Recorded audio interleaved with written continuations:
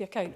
In November 2019, we will publish our second Equally Safe Progress report, which highlights key progress and outlines some of the priorities for the year ahead. The Scottish Government has committed to consult on challenging men's demands for prostitution, as well as seeking views on reducing harm and supporting women to exit prostitution.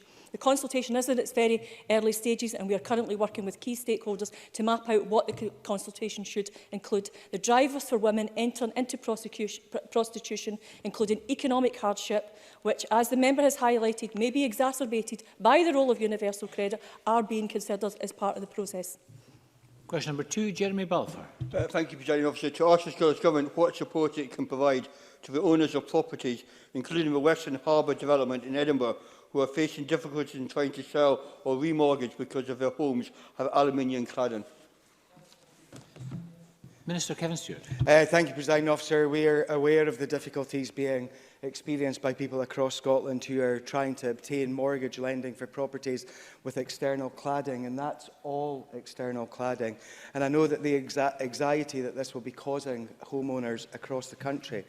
While responsibility for mortgage lending is a matter reserved to the UK Government, we are doing what we can to push for a solution as soon as possible. Scottish Government officials held discussions with the Royal Institution of Chartered Surveyors this week. Officials have also held discussions with the UK Government and UK Finance, most recently with the UK Government on Wednesday the 6th of November. I wrote to the UK Government on the 18th of October and to UK Finance on the 5th of November, seeking early action, with a further letter to the UK Secretary of State on Friday the 8th of November to impress upon them the importance of a quick solution. In doing so, I've offered Scottish Government assistance to support the industry's development of a sensible way forward, and we continue to push for a solution which takes account of Scotland's legal system and particular requirements. Jeremy Balfour. I'm grateful for the Government Minister answer. A constituent contacted me just yesterday to say that the sale of their flat has fallen through because the new purchasers simply couldn't get a mortgage. So, as you have highlighted, this is an issue not only in Edinburgh but across Scotland. As the Minister has pointed out, there are separate legal issues affecting this because of Scottish law. So will he work on clear guidelines with mortgage lenders to make sure that Scottish legal issues are dealt with out with those around the rest of the United Kingdom? Minister. Presiding Officer, as I pointed out in my initial answer, I've already been in touch with the Secretary of State on 2 occasions to try and find a solution to this. We do not control mortgage lending here in Scotland. It is a UK reserved matter. I hope that Mr Balfour and the Conservatives will join with me in pushing Mr Jenrick, the Secretary of State, to respond so that we can find a solution, so that his constituents and other homeowners who are finding themselves in very, very difficult positions at this moment in time can be helped by a solution put forward in cooperation with the UK Government. I do wish that we had control of all of these matters here. It would make life much easier, but while that's not the case, I would ask others in the Chamber to support us in trying to get the UK Government to take some action on this issue. Question number 3 has been withdrawn. Question number 4, David Torrance. Thank you, Presiding Officer. To ask the Scottish Government what steps it is taking to raise awareness among young people of their employment rights. Minister Kate Forbes. Well, increasing understanding about employment rights and responsibilities is key to creating a fairer workplace, and learning about the world of work forms a key part of the school curriculum, and employment rights are a key part of career education for young people at school, particularly in their senior phase. So we support the STUC's Unions into Schools programme, which helps young people understand the importance of workers' rights and the role played by trade unions in the modern workplace. And other bodies such as ACAS and Citizens Advice Scotland and trade unions can also play an important role in advising young people on their rights at work. David Torrance. I thank the Minister for that answer. Citizen Advice Scotland Do the Right Thing campaign is currently raising awareness among young people of their rights at work. They found that 1 in 10 young people don't know a minimum wage is a legal requirement, and see numerous cases of young people taking advantage of it at work. The charity is also collecting examples online of poor employment practice to better understand the issues young people face at work. Would the Cabinet Secretary therefore encourage young people to submit any bad work experiences anonymously to Citizens Advice so it can continue to campaign for a fair deal at work for young people? Minister. Well, I would agree with the member that this is a very important campaign, and I would encourage any young people to submit any examples that they have where they feel they've not been treated fairly at work to this campaign, and to raise those with Citizens Advice Scotland or trade unions or ACAS, who have a statutory role to provide advice on employment matters. The campaign itself is very important, and it is important that young people know their rights at work and know where to go for advice. Neil Findlay. Will the Minister join me in giving 100% support to the mixed strikers, the McDonald's workers who have walked out this week in protest at low pay and poor employment practices in one of the world's most profitable companies? And does the Minister agree that a £10 an hour living wage and a revolution in employment rights, as promised by the Labour manifesto, would be the best Christmas present young workers could receive this year? Well, of course, in terms of the strikes and the points that the member has raised, I would support any individual who raises concerns about poor practice, particularly when their employers have a duty to ensure that there are fair working practices at play. And I'd be happy to pass on his question to the Minister for Business, which is Jamie Hepburn.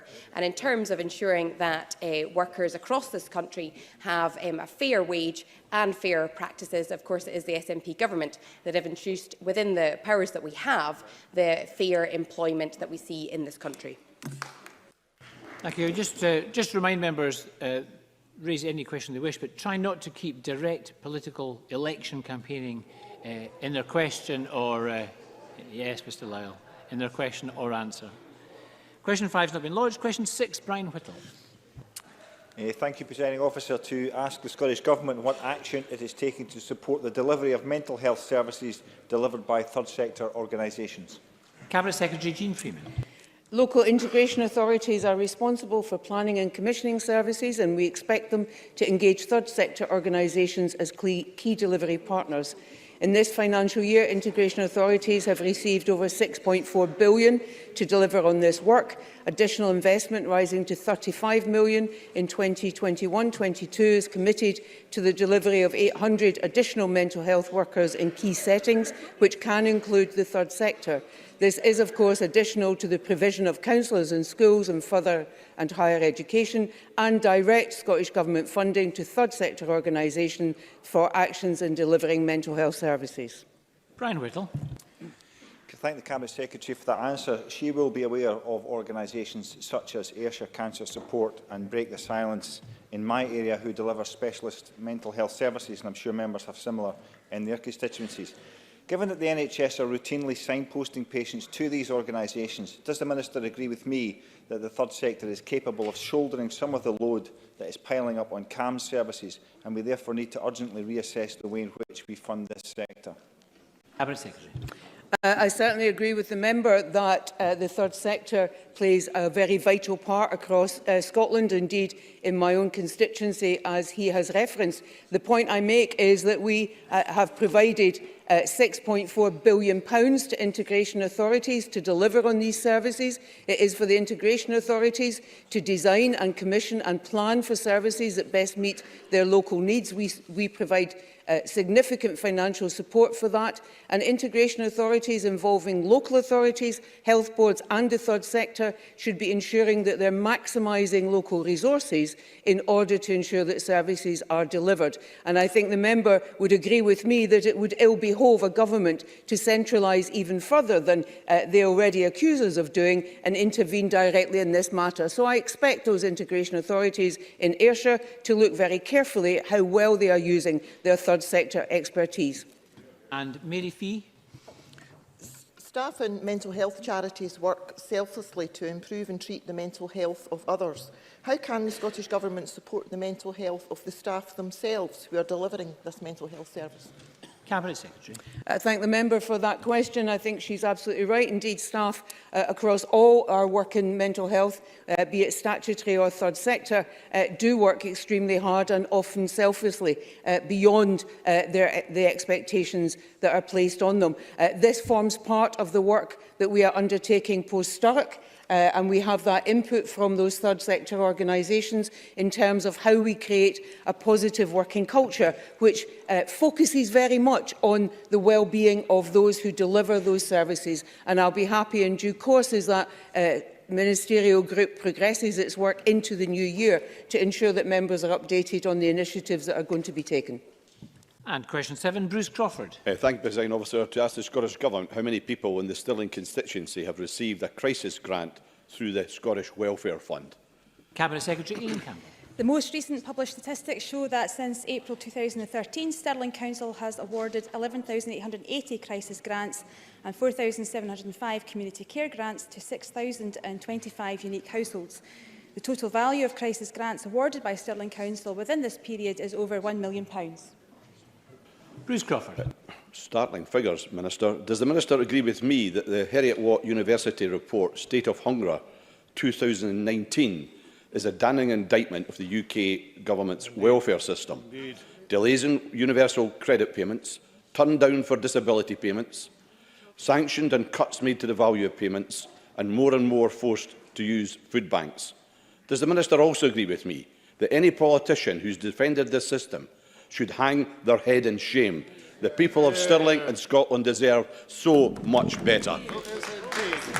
Cabinet Secretary. I absolutely agree with Bruce Crawford on that. The research that he points to highlights that income is a key driver of food bank use and points to the UK Government's welfare reforms and cuts, because let's look at what any politician, let's look at what any Conservative might be choosing to defend. And in addition to that list that Bruce Crawford read out, thousands of families are being pushed into poverty. 86% of universal credit claimants have seen a fall in the amount they can earn before losing entitlement. 91% of Scottish households with benefit-capped housing benefit contain children. If any Conservative, if any politician chooses to defend that record, then they should feel utterly ashamed of themselves. We'll continue to choose a different path and choose to protect our people, to protect our communities and treat those folk that need most support with dignity, fairness at its very heart. And Mark Ruskell.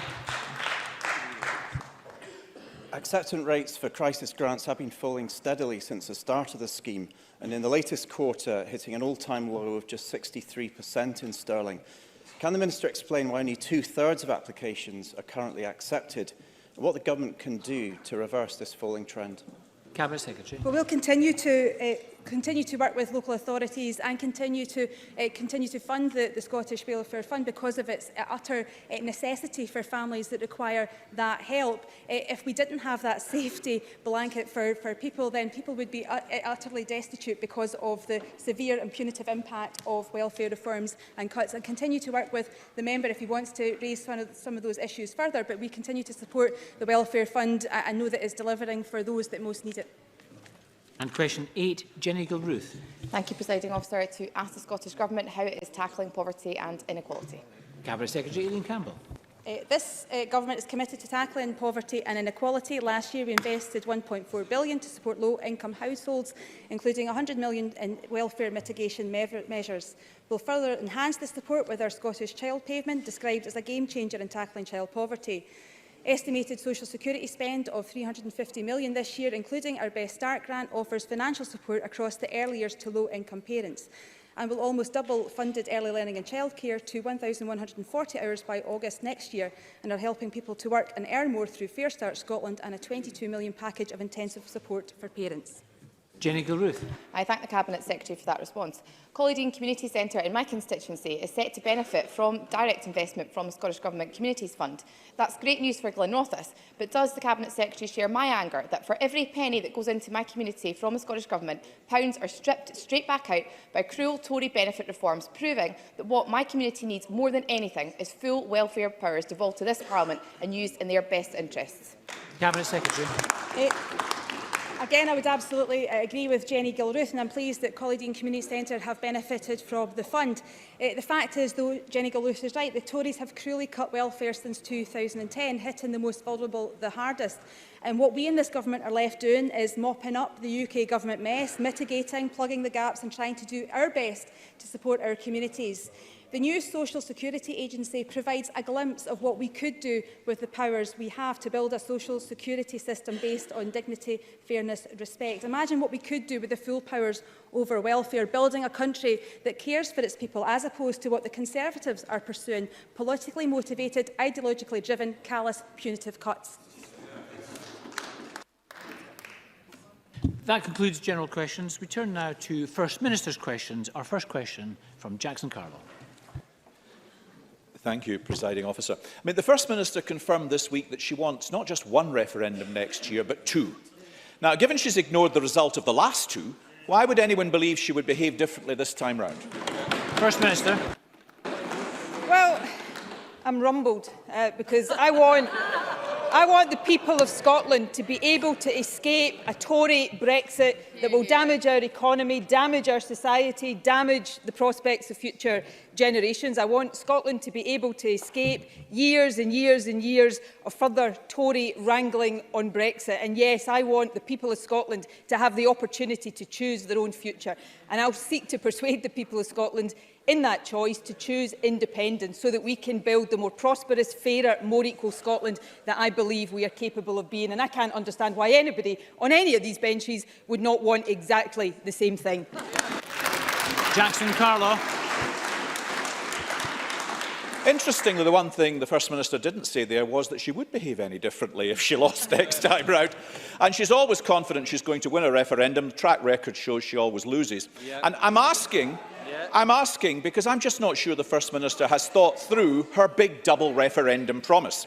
As she keeps telling us, she would ask Jeremy Corbyn for a referendum on independence and demand it's held next year. And we know too that she would support Mr Corbyn's plan for a second Brexit referendum, also to be held next year. Yep. Now, First Minister, clarify for me a simple question on timetabling. When is all this supposed to happen? Both referendums on the one day or on different days? Which vote would come first? Indie-ref, Euro-ref, which? First Minister. Well, my priority, and I can't believe Jackson Carlow hasn't actually cottoned on to this yet, he should maybe listen a bit more. My priority is to give the people of Scotland the opportunity to choose independence next year, and I look forward to delivering on that. But Jackson Carlow is also mistaken when it comes to past referendums, because he also might conveniently be forgetting this fact. In the 2016 Brexit referendum, I campaigned for Remain. Actually, memory tells me so did Jackson Carlow. And Scotland voted to remain in the EU by 62%. That's the referendum result I want to see honoured. The question for Jackson Carlow is, why is he so willing to ignore how people in Scotland voted on that question? Jackson Carlow. You heard it from the First Minister there. Her priority used to be education, now it's independence. And I'm not surprised the First Minister can't answer the basic question here, because frankly none of it makes sense. Not only is Nicola Sturgeon going to demand a second independence referendum be held next year, as well as supporting a second Brexit referendum, she's also telling people that she's going to help form what she grandly describes as a progressive alliance with other parties across the UK. That's the same UK, if we follow her rightly, that she hopes to leave weeks later. Now, I'm intrigued. Can the First Minister explain how you can hope to form an alliance with the same people you're planning to walk out on? First Minister. I think Jackson Carlow has probably confused himself with that question as well as the rest of the population. But can I say, firstly, Jackson Carlow asked me what my priority was between different referendums, and I made clear to him, and I'll do it again, my priority is to give the people of Scotland the opportunity to choose independence. Secondly, perhaps Jackson Carlow might reflect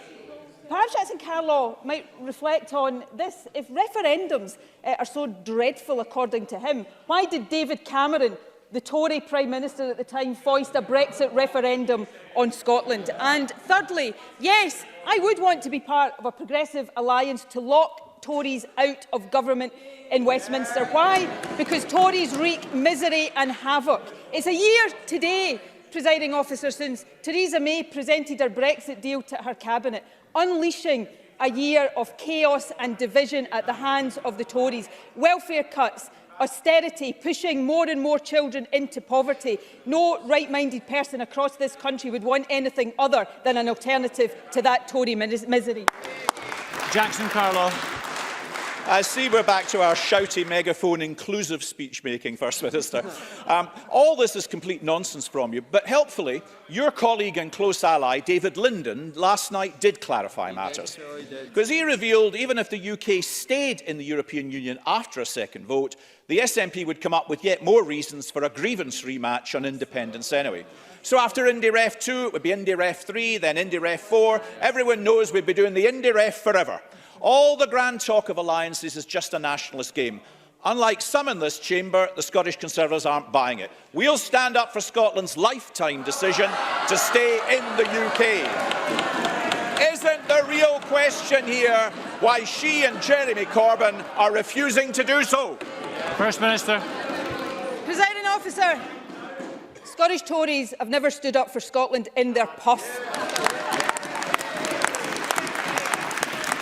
And we've seen ample evidence of that over the past 3.5 years since Scotland voted to remain in the European Union, and that vote was ignored and has been ignored every single day by the Conservatives. But I want to put Jackson Carlaw's mind at rest on one thing. I believe Scotland will vote for independence when it comes to Indy Ref 2, so you will not have to worry about any further occasions. But let me be absolutely candid, because I can't believe Jackson Carlaw or anybody else is in any doubt about this. I support independence for Scotland. And yes, I do want Scotland to escape a position where we are having our futures imposed upon us by Boris Johnson. Boris Johnson, who is now having his strings pulled by Nigel Farage. The Tory party is now a wholly owned subsidiary of Nigel Farage and the Brexit Party. So I don't want that to be Scotland's future. I want the people of Scotland to have the opportunity to choose their own future. I want the people of Scotland to have the opportunity to choose independence so that we can build the kind of Scotland that we know we are capable of becoming. Question number 2, Richard Leonard. Thank you, Presiding Officer. This week, new figures published by the charity Education Support revealed that more than a third of those working in education in Scotland have experienced mental health issues in the past 12 months, and that more than half have considered leaving the sector due to pressures on their health and well-being over the past 2 years. First Minister, after more than 12 years in office, Scotland's schools have faced plummeting investment and a recruitment and workload crisis. The health of our teachers is being harmed, but our children's education and life chances are being harmed too. So what does the Scottish Government intend to do to change this? First Minister. Well, firstly, we value our teachers. We value the contribution our teachers make to the education of our young people day in and day out. Investment in education is rising in Scotland, and rightly so. We have also given teachers the best paid deal of any of the UK countries. As part of that pay deal, we've also taken steps and additional measures that are aimed at addressing issues relating to workload, well-being and teacher empowerment. So we're taking the action designed to make sure our teachers have the support they need to deliver what they are required to deliver for our pupils. And of course, when it comes to attainment in our schools, all of the evidence, and much of this evidence is cited in these exchanges on a regular basis, shows that attainment is rising. I had an exchange with Jackson Carlaw about this last week, and there is a blog published in the last couple of days by the Professor of Education at Stirling University, who himself, somebody I should say that is not without criticisms of curriculum for excellence, but himself says that the evidence says that at National Fives and at Highers, attainment is rising. So the narrative that the Tories, aided and abetted as usual by Labour, want to put across about Scottish education simply is not borne out by the facts. Sorry, Richard Leonard. Well, there are 3,000 fewer teachers now than when the SNP took office. And it's not just teachers. It's not just teachers who are considering leaving their profession. Today, Unison Scotland launched a new report based on a survey conducted of social work teams in Scottish local authorities. It reports that 90% of staff are considering walking out of their jobs in social work. And is it any wonder? Here is just one social worker's experience, and I quote, "We are under pressure to hit savings targets. Many staff are stressed to the point of their own health being compromised, resulting in higher risk of poor care. Time spent with vulnerable adults is too short, so many are lonely and depressed. Many staff work extra hours without pay just to get jobs done." Unison told the BBC this morning that the service is at breaking point. So what does the Scottish Government intend to do to change this? First Minister. Well, firstly, to finish off on teachers, there are 1,200 more teachers in our schools than there were when I became First Minister. We're putting more money into education, and we're rewarding our teachers for the job that they do. In terms of social workers, and I welcome the Unison report, it is always important that we study evidence like this carefully, but we've seen a 5.4% increase in the numbers of practising social workers since 2008. The workforce has increased, and as the latest official statistics for the social services workforce show, at the end of 2017, which is the latest figures we've got, it was the largest it has been since 2008. We've provided over £25 million to support the training of social workers over the past 5 years. We're investing heavily in mental health support services. And I would say to Richard Leonard, we are doing all of this, and we have been doing all of this in the face of continued Tory austerity, which begs the question again, why, if Richard Leonard is, as I believe he is, concerned about the impacts of austerity, why he wants to keep Scotland's futures in the hands of Tory governments at Westminster, rather than allow Scotland to take more of these decisions ourselves. Richard Leonard. Well, to state the obvious, I don't want to see the future in the hands of the Tories. I want to see the future in the hands of a Labour government. And I just hope that the First Minister listens to the first-hand, real-life experiences of these people who are delivering these services. These are voices that deserve to be listened to. 2 weeks ago, I raised with the First Minister the growing crisis of mental health, stress and anxiety amongst NHS workers. And today, the human cost to Scotland's education workers and social work teams is also plain to see. So isn't it clear that these working people and the people who depend on the critical services that they provide are being let down because of decisions that this government has taken? Scotland's public services desperately need investment. Investment that you, First Minister, have failed to deliver, but a Labour government will. But last night, you threatened to bring down a Labour government. So, First Minister, why don't you admit that what Scotland needs is a decade of investment under Labour, not the decade of cuts prescribed in your blueprint for an independent Scotland? First Minister. My goodness, you can always tell when Scottish Labour is desperate when they take themselves right back to 1979. Absolutely. The fact of the matter is, I'll never put the Tories or support the Tories in power, unlike Labour, who actually prefer Tory government at Westminster than self-government for Scotland. Something that is utterly inexplicable. And on the question of teachers, of NHS workers, of social workers, we take very seriously the stresses and strains that all of these public service workers operate under. They do a fantastic job and they deserve our support. But that is why we are taking the action we are, increasing the number of teachers, increasing their pay, putting more money into education, increasing the number of social workers and increasing the number of people working in our NHS with record funding to our National Health Service. So these are the actions we will continue to take, supporting public service workers right across the country instead of the empty rhetoric we get day after day from Labour. Thank you. We've got quite a number of constituency questions today. The first from Edward Mountain, to be followed by Anas Sarwar. Edward Mountain. Thank you, Presiding Officer. Last week I asked the First Minister about the poor financial management of NHS Highland. In the past, I've asked her about the appalling bullying in NHS Highland. This time I rise to ask about the 78-week delay for orthopaedic operations in NHS Highland, with only 54% of patients getting operations within the treatment time guarantee. First Minister, what have you asked the Cabinet Secretary to do to resolve these serious issues? First Minister.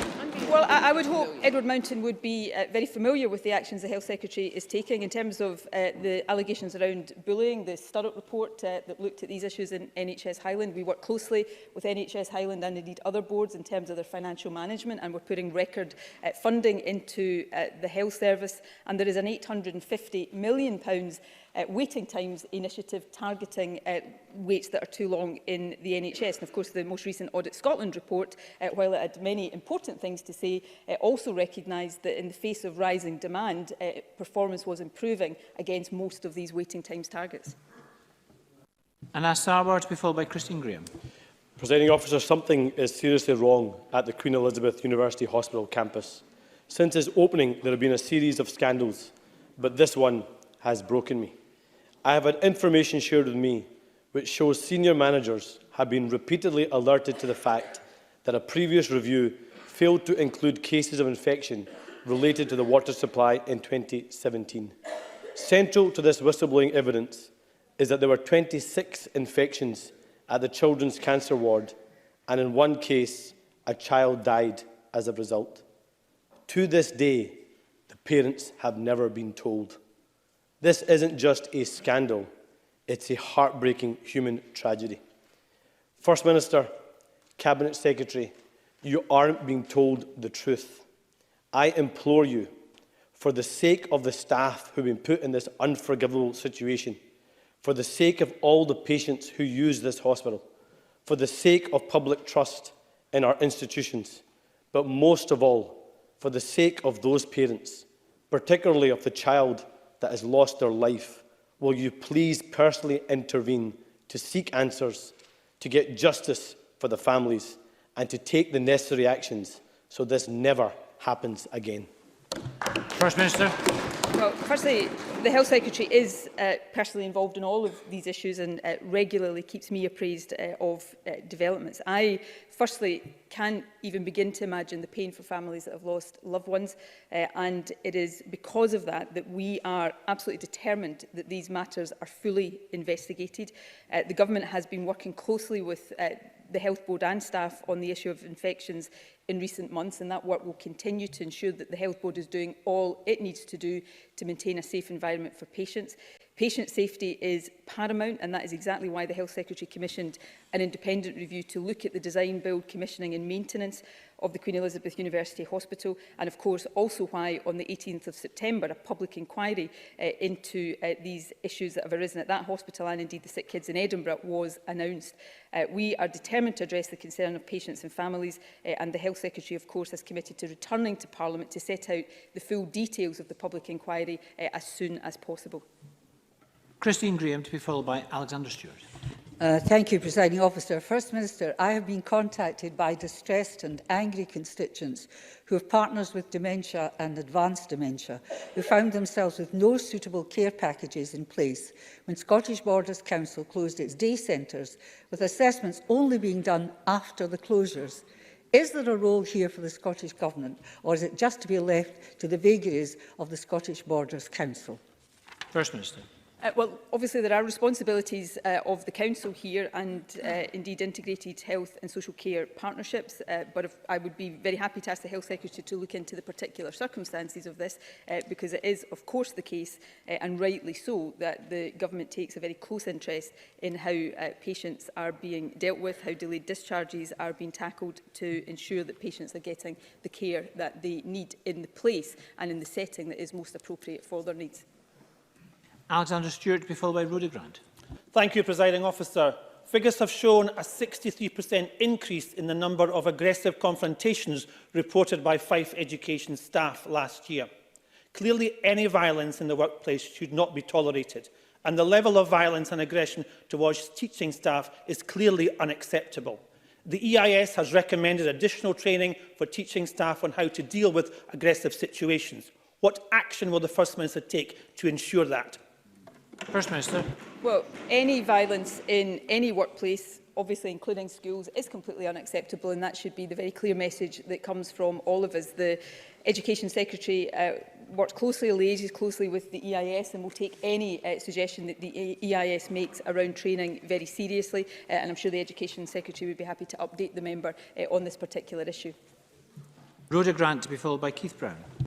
The First Minister will be aware of the chaos that has been caused in the Western and Argyll Islands due to the breakdown of the Loch Seaforth and inadequate ferry provision. This has been exacerbated by boats being moved onto routes that are not suitable, meaning that they cannot sail in poor weather. Earlier this week, 25 out of the 28 services were affected. Will she now listen to islanders and ensure that there are enough boats suitable to provide these lifeline services? First Minister. Well, we monitored the performance of all of the Lifeline ferry operators very closely. Service disruption on Monday the 11th of November was mainly due to poor weather conditions, and of course the decision to delay or cancel a sailing is never taken lightly by any operator. We are investing and have been investing heavily in ferry services. Despite the reductions in our budget, the Scottish Government has invested over £2 billion in the Clyde and Hebrides services, the Northern Isles ferry services and ferry infrastructure since 2007, and we will continue to do so to make sure that our island communities have the lifeline services that they require. And Keith Brown. The First Minister will be aware that the latest 4-month average waiting time figures for A&E across Scotland, including Forth Valley Health Board, is over 90%, which shows obviously the pressures on the NHS and the achievements of NHS staff. But is she also aware of the figures released today, this morning, that show in England an average of 83%, the lowest recorded figure on record? And does she believe, as I do, that this shows there is one government in the UK committed to doing the day job, and it's not this incompetent Tory UK government? Briefly, First Minister. I'm not sure, well I am sure actually why the Tories are getting a bit edgy about this question. These are serious matters.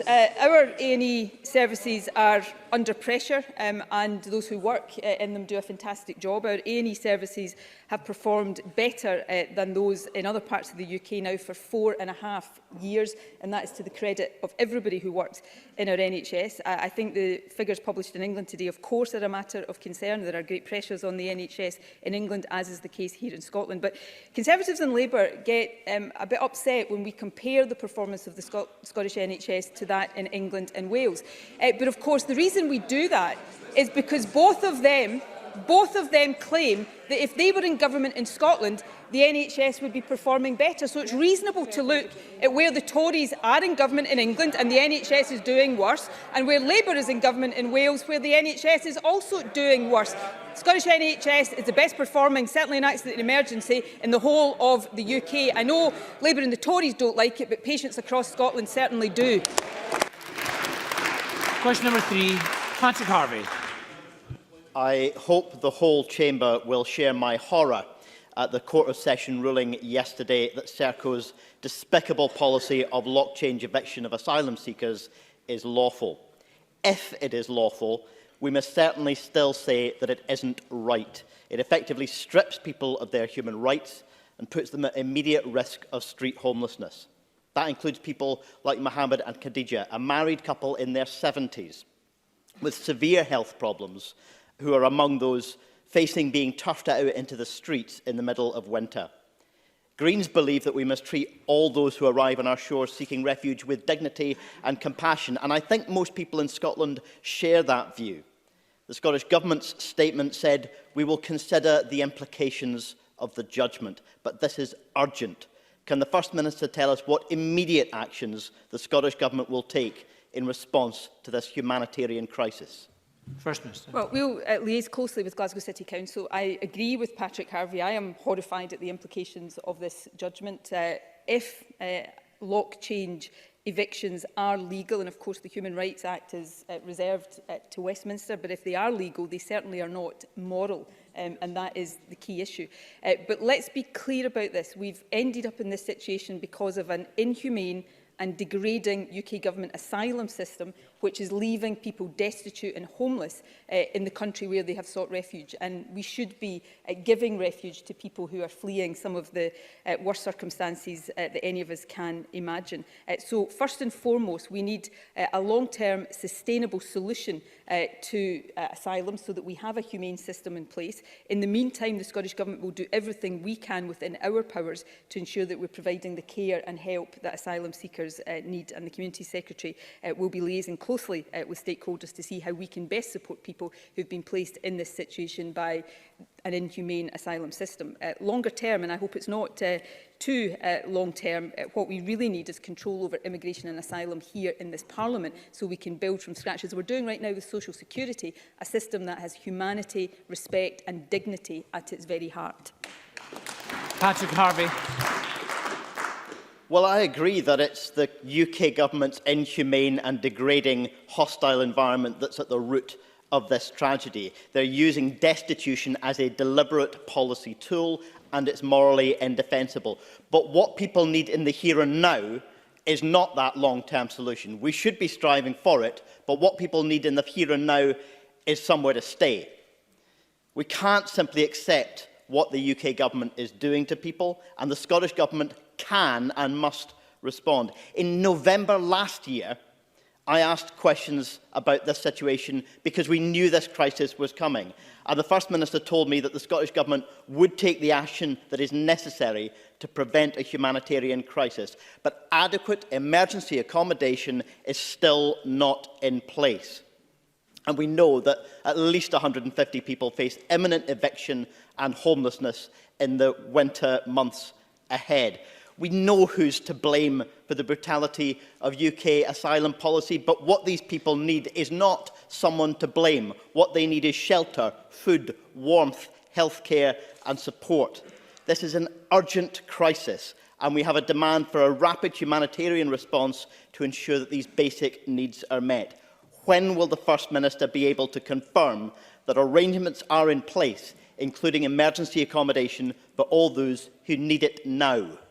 First Minister. Can I say to Patrick Harvey, in all sincerity, this is not simply about trying to apportion blame. This is about being clear where, firstly, responsibility and, secondly, legal powers lie. The Scottish Government, and I think our record speaks for itself on this, we will do everything we possibly can to shield people, asylum seekers, those who have been subjected to welfare cuts, from the implications of policies that we consider are inhumane and that we deeply disagree with. And Aileen Campbell will be happy to liaise with Patrick Harvey about what is possible in a practical sense, working with Glasgow City Council. We will leave no stone unturned within the legal powers that we have. But I don't, and Patrick Harvey doesn't either, do anybody any favours if we are not clear about what the root of this problem is, because otherwise we will not be providing the real solutions that people need. So short term, we'll do everything we can. He has my absolute assurance on that. But if we are to solve this problem, we need to get the powers over this out of the hands of a Tory government that is leading to this kind of thing and into the hands of a parliament that will build a system that doesn't have these inhumane consequences built into it right from the start. Question number 4, Willie Rennie. The police staff survey helps us understand the welfare of people across the force. But it is now 3 years late. The delay is making people suspicious that it's going to be bad news for the police. The last survey showed that only tiny numbers believed that the force cared about their welfare. So we have investigated it ourselves. We found that the number of working days lost to mental ill health has gone up 11% in just 2 years for police officers. For police staff, it's 25%. So what do these shocking numbers say about the state of our police 6 years after centralisation? First Minister. Well, in terms of the staff survey, I'll be happy to write to Willie Rennie about details about when exactly that will be happening. But overall, our police, like our NHS workers, like social workers, like teachers in our schools, clearly do jobs that are incredibly stressful. Police have been, are receiving training to deliver brief distress interventions to others. But the welfare of police is very important. That is exactly why we have maintained police numbers at the level well above that level that we inherited when we came into office, in contrast to what has happened elsewhere. It is also why we are ensuring that our police officers are properly rewarded for the job that they do, again through a pay increase that is much greater than elsewhere. And we will continue to work closely with the police service to make sure that they are equipped. We are protecting the revenue budget in real terms of the police service over this Parliament. So we will do all of these things to make sure that our police officers, like our other public sector workers, have the support that they deserve from their government. Willie Rennie. I'm afraid that's cold comfort for the staff off sick. Yeah. The Chief Superintendent in charge of policing in Tayside said that mental health was a huge amount of their demand. The Scottish Government promised new mental health staff working alongside the police to help them cope. In the last week, we have discovered that this adds up to a miserable 7.5 extra staff. People will be lucky if they've even seen them in the canteen, let alone worked with them. We have police off sick, massive demands on their time, just 7.5 extra staff to help them.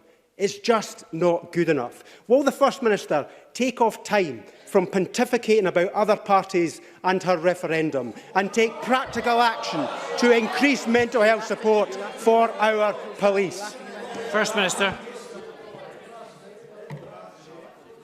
Well, given this is a serious matter, I will resist the temptation to reflect on Willie Rennie and pontification, but anyway, moving on. Look, these are important issues, and that is why we are investing in our police service. We are investing in mental health support workers across a range of different settings. We've made a commitment to do that over this Parliament, and we are delivering that commitment over this Parliament. We have a higher number of police officers than was the case when we came into government, and we're maintaining it well above that level. We're investing in policing resources. We're making sure our police service is rewarded, and we are also investing heavily in improving mental health services. One of the factors we talk about in the general population, but it is also reflected in each of these public services, is that people are more able now to come forward and seek help if they are suffering mental health difficulties. That is a good thing, but it means we must continue to make the investment and improve the services available, and we are very focused every single day on doing exactly that. Some further supplementary questions. The first from James Kelly, to be followed by Claire Adamson. James Kelly. Thank you, Presiding Officer. Can I draw the First Minister's attention to reports in the Sunday Post that rape victims whose mobile phones had been retained by Police Scotland for investigation purposes were still being charged by mobile phone companies? It is indeed scandalous that women who are enduring such a vulnerable experience are treated in such a hard-hearted manner.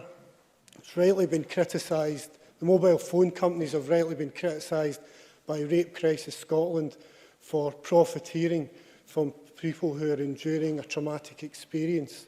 Can I ask the First Minister to agree with me that mobile phone companies should immediately cease charging rape victims in such circumstances, and also to ensure that Police Scotland review and update their procedures to properly support rape victims in such situations? First Minister. Well, I do think this is an important issue, and I certainly share the concerns of Rape Crisis Scotland about this. If I can deal with the police and mobile phone companies separately, though I know these issues are connected.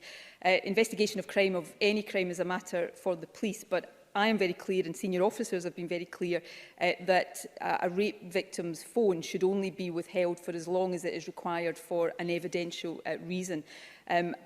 Secondly, on mobile phone companies, I do think it is unacceptable that mobile phone companies are continuing to charge people whose phones are being withheld in this way, and I would expect companies to respond sympathetically and with care to individuals who might have experienced the trauma of rape or sexual assault and have had their phones taken as evidence. It's not acceptable that they continue to be billed for a phone that they are not in possession of and able to use. So we will continue to do what we can, obviously working with the police, respecting, of course, the operational independence of the police in investigating crime, but also with mobile phone companies. And I'd be happy to ask the Justice Secretary to update the member later once we've had the opportunity to take these issues forward.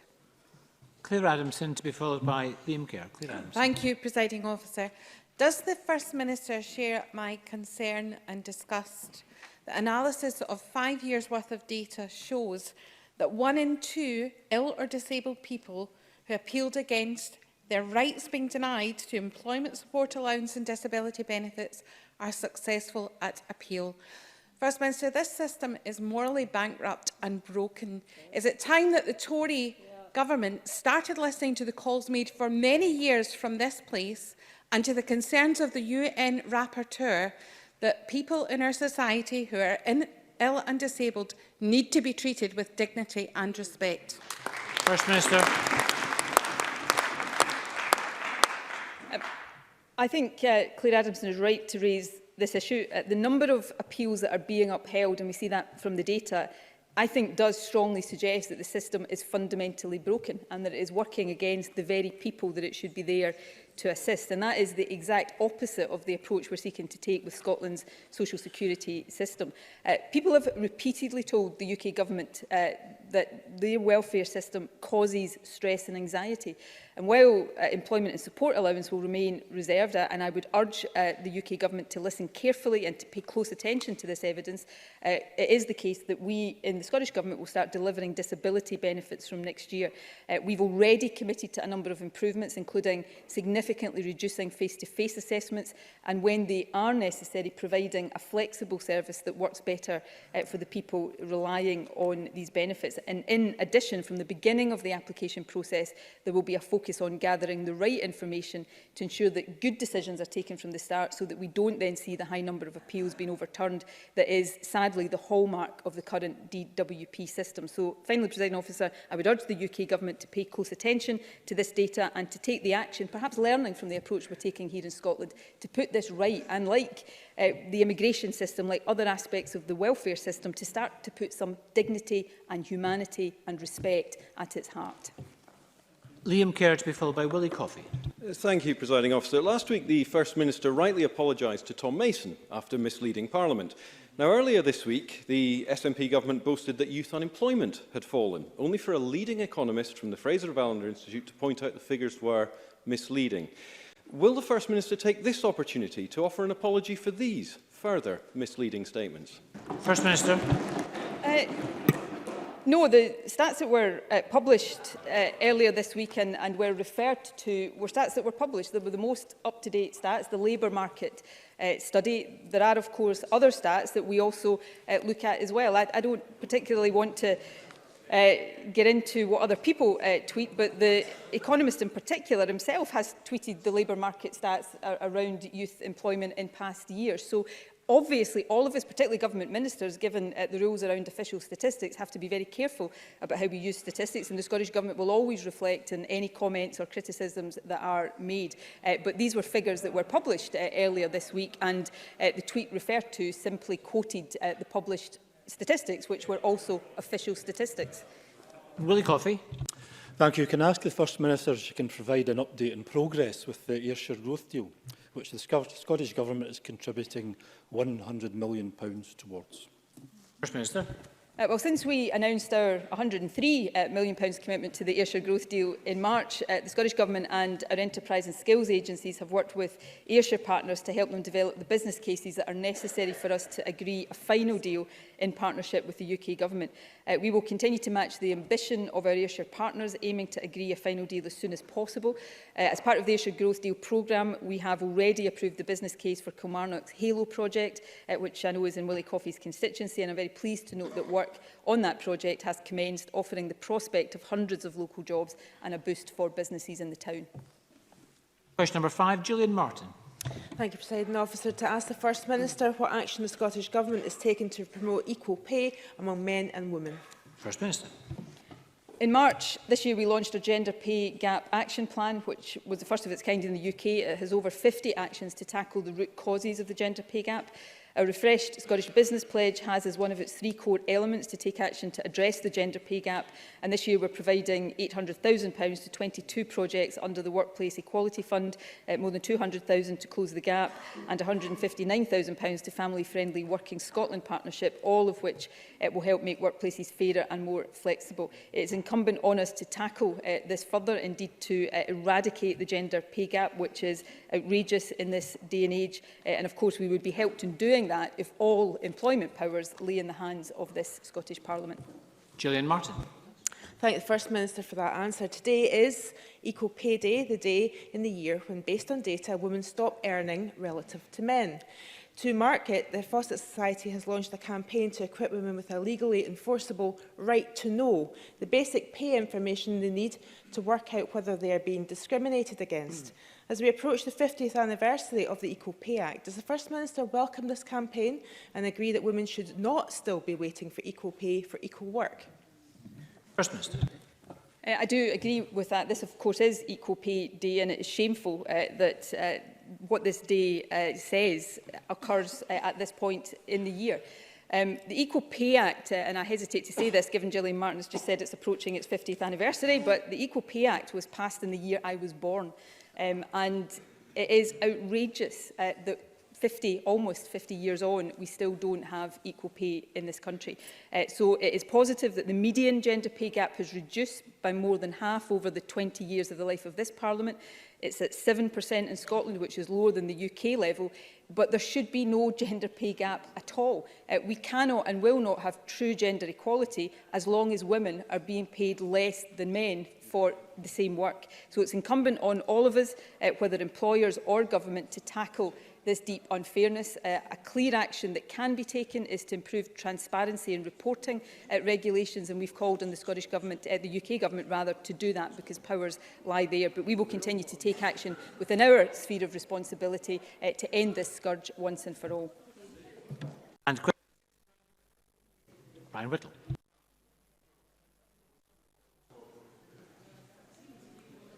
Sorry, question 6, Brian Whittle. Thank you. No. Thank you, Presiding Officer. To ask the First Minister what action the Scottish Government is taking to reduce levels of diabetes, heart disease and stroke among the over 65s. First Minister.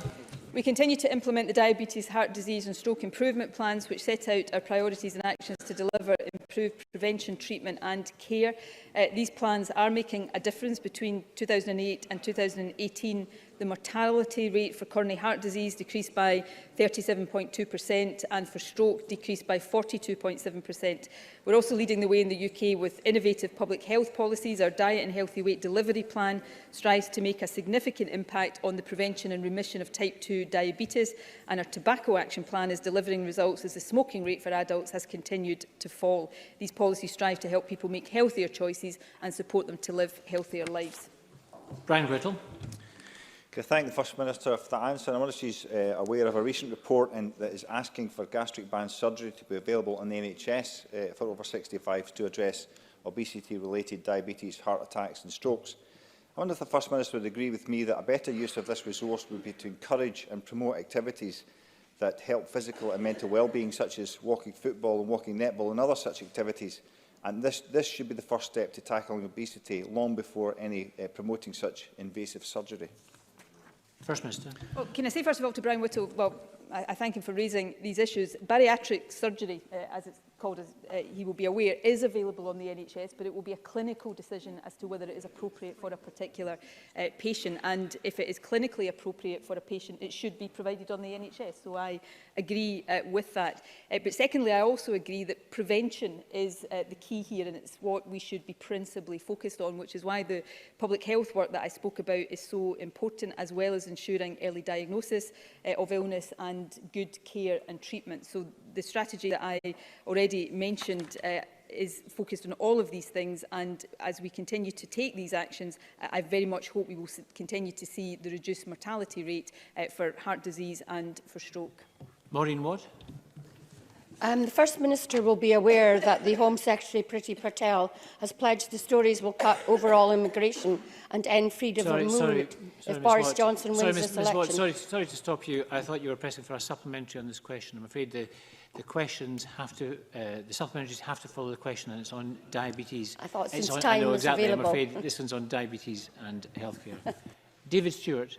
Thank you, Presiding Officer. The First Minister will be well aware that today is World Diabetes Day. Does the First Minister share Diabetes Scotland's view that all people living with diabetes should receive appropriate emotional, psychological and mental health support they need to self-manage their condition, as people with diabetes are twice as likely to experience depression? Minister. Yes, I do agree with that, and the Scottish Government will continue to work to achieve that aim. I would pay tribute to David Stewart. I know he's taken a long-standing interest in issues associated with diabetes. He did that while I was Health Secretary, and he will know as a result of that the work that the Scottish Government is doing to make sure that we reduce the incidence of diabetes, as I say, maximise the reversal of type 2 diabetes, but also make sure the right support and services are there for people who are living with diabetes. Thank you very much, and that concludes First Minister's questions. We're going to move on shortly to a members' business debate in the name of Ruth Maguire on the day of the imprisoned writer, but we're just going to have a short suspension to allow some visitors to come into the gallery and for members to change seats. A short suspension.